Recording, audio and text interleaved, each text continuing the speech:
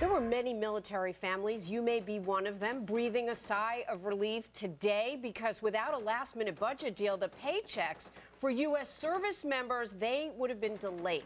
That didn't sit right with several members of Congress, and yesterday one of them announced if the troops don't get paid, well, then neither should he. And he's joining us now, Louisiana Congressman Jeff Landry, a member of the Republican Study Committee. Congressman, thank you for being with us today. Thank you, Jamie. Good to see you. Has this ever happened historically? We know there have been several shutdowns, I believe 17 in our history, where the military didn't get paid? Not that I'm aware of. Of course, go figure. Americans would say go figure. It's easier for the military not to be paid than actual congressmen, based upon the provisions of the Constitution. And that's the dilemma that we're in. But it was a real concern for military members, and a lot of Americans, they wanted a deal because of that. We support our troops. You, in a particular way, you said if they don't get paid, you shouldn't either. What kind of reaction did you get from your colleagues? Well, Chairman Jeb Hensling was the one who figured out, again, how we could get by withholding our pay while, the troops wouldn't get paid. And once he figured out a way that we could do it, several of us stepped up and said that, look, if the troops aren't going to get paid, we're not going to take our pay either. Look, when I came to Congress, I declined my congressional health care and retirement because I believed that our health care problems need to be our problems, that if Social Security is broke, then we need to fix it. And it's the same thing with this mess.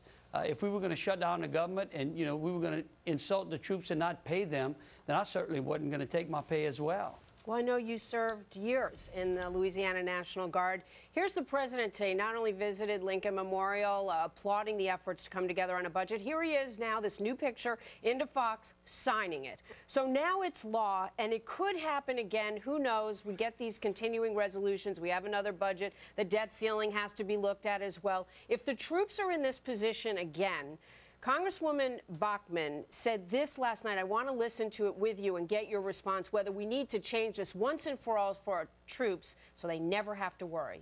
Listen. We can never again allow our active military troops to be political footballs. I'm introducing legislation to hopefully remove them and their pay from the debt ceiling vote and also the 2012 budget vote. They really should not ever be at risk like this. Well, the good news is there is a bill pending in the House on this, a companion one in the Senate. How strongly do you feel about it? Oh, I feel very strong. I think Michelle's words were also echoed by a number of freshman congressmen who I spoke to during this debate.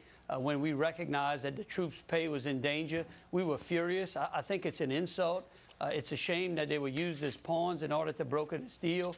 And I certainly would support any measure to take defense completely off the table in these types of negotiations. Are you concerned about them, the troops, in other respects, in terms of spending and the fact that we will have to consider more costs on Capitol Hill, reducing some costs, that they may be in a vulnerable position going forward? Because there's at least one report that a panel is looking at veterans groups and potentially canceling enrollment for them in some veterans' health care benefits if their conditions are not related to military service. I'm sure you're familiar with that.